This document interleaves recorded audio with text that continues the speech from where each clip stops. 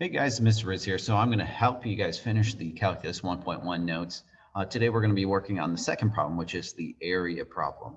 So the second classic problem in calculus is finding the area of a plane region that is bounded by the graphs of the function. So if you look, we have an example here where we have this curved graph here and we want to find the area underneath it. So the problem can be solved with a limit process. In this case, the limit process is applied to the area of the rectangle to find the area of the general region. So if you look here, we're going to make rectangles to help us find the area, because I can find the area of a rectangle by just doing length times width. And if I add up these four rectangles, it's going to be kind of close to what we have here. Now you can see sometimes the rectangle is a little above, sometimes it's a little below, but maybe that will hopefully cancel out, get close approximation to the area. Now, if we make smaller or skinnier rectangles, the difference between the spaces gets smaller. So the more rectangles we use, the closer we're going to get to the exact value of that area. So let's go ahead and first take a look at this graph here.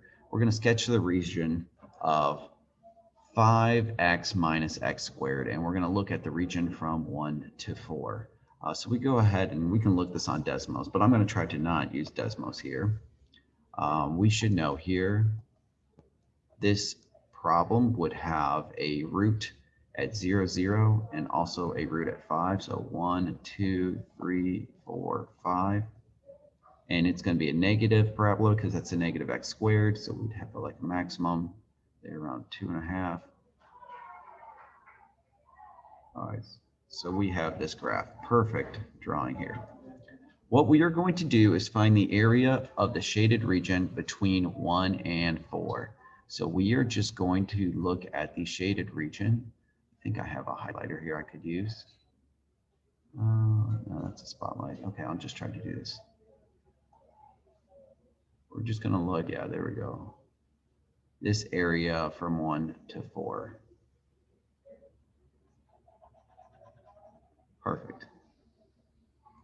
Okay, so let's go ahead and draw this out. All right, so if I wanted to approximate the area using 3 rectangles, you can see here it works out great because each space is 3 units here, so I can make a rectangle that goes up here, stops when it hits the graph and goes over. There's one rectangle, and I can do the same thing, go up, go over, and go back up, and go over. So it looks like I'm a little below here and I'm a little above over there, but we can approximate the area. And so I could call this like box 1, box 2, box 3. So if I just take the area of box 1 plus box 2 plus box 3, add them all up, I'm going to get the area of the graph. Okay, each area, each box is just length times width, right?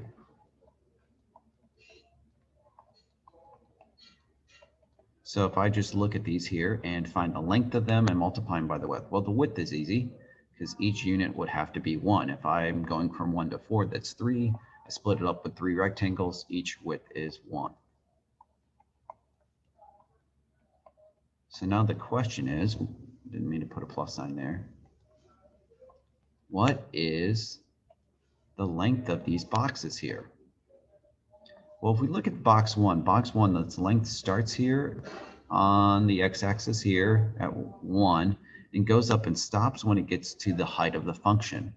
So really, if we could just find the height of the function here when x equals 1, that will tell us the height of the box for box 1. So if we could find that y value, that will give us this. And we can find the y value by plugging in this x number into its function. So let's find this here.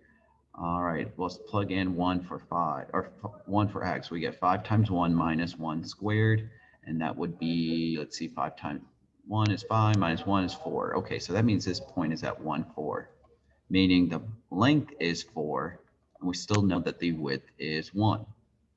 Well, I could do the same thing over here, find this height. This is when x equals 2. I can plug 2 in. 5 times 2 minus 2 squared, that's 10 minus 4, that's 6. So this would be at the 0.26. This length, this box 2 would have a length, it would go all the way up to 6. And what about box 3? Okay, what's when x equals 3 here? 5 times 3 minus 3 squared. That's 15 minus 9. Oh, that is also 6. They look pretty similar. So I can estimate the area by finding these out. That's 4 plus 6 for this box plus 6 for the other box. I can add those together and say, okay, the estimated area is 16. Okay, so there we go. Now I'm going to zoom this down and erase some things and then turn back up. Now what we're going to do next is to find for 6 rectangles. So let me leave this graph up here. Let me see if I can select a bunch of things here. Can I get all that stuff there? Delete it. Oh, that's a lot easier. But I'm not going to delete that stuff there. What we're going to do now is, okay, let's see if we can do the same thing but use 6 rectangles. So if I use 6 rectangles, I'm going to split each one of these boxes up in half, and I'll go up a little bit higher. So we're going to have more boxes here, and the other ones won't go up as high. You guys can kind of see what's going to go on here. So we're going to have more boxes. We're going to have box 1, we'll have a new box 2 in between, box 3, box 4, box 5, and box 6. All of them add up. Now all of them are going to be some length times the new width, if we have 6 boxes, is 1/2. So we're going to find that length, and now we're going to times it by 1/2 because each width now of the new boxes, we have more boxes, is going to be smaller. Okay, 1, 2, 3, 4. This is box 5, and then box 6. Okay, so let's go through. Box 1 is still going to start here when x equals 1. You can go up here, so that's at box 1, 4. Excuse me. All right, next one. Well, it's going to be when x equals 1.5.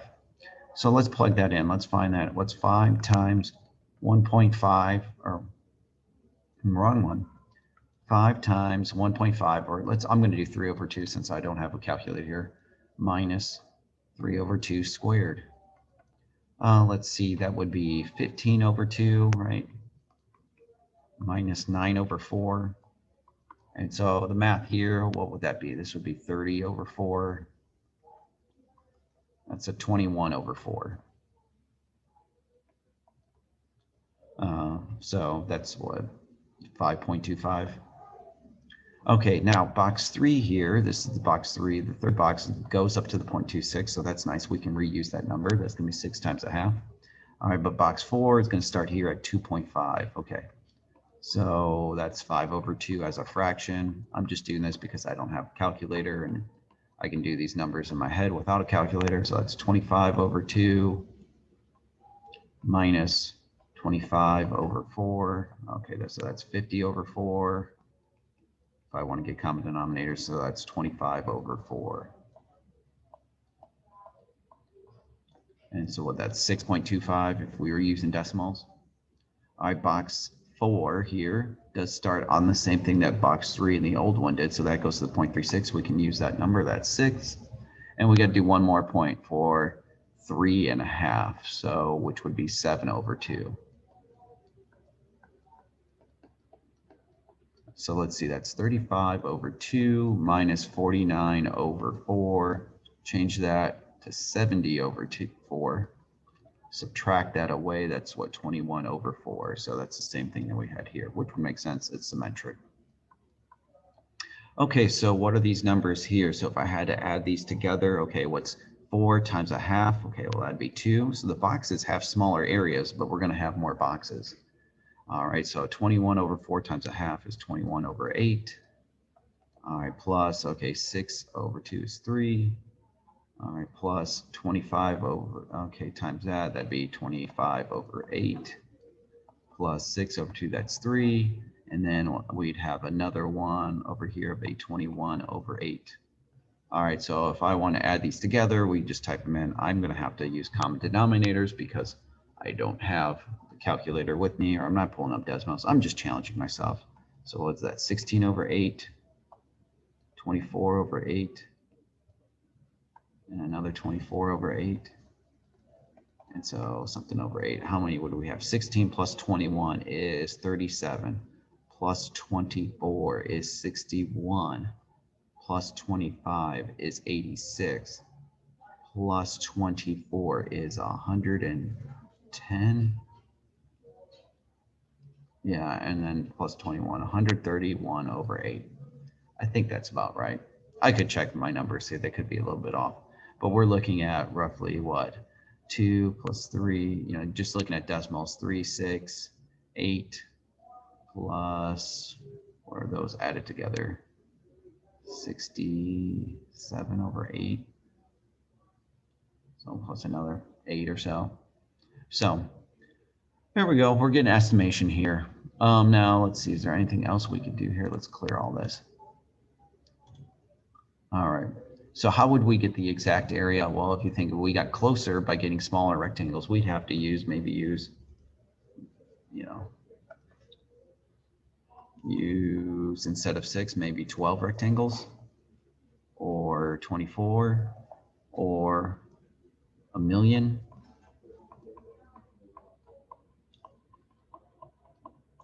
So the more rectangles we use, the closer and closer that we're going to get to the exact area. All right, so you guys have your CYU problem to go through today. It's just going through and estimating the area like we did before. So if you guys have any questions, make sure you ask, but hopefully you guys are getting the hang of this and we're all getting a good foundation before we start the real nitty-gritty stuff of calculus. All right, guys, have a great day. I'll see you next time.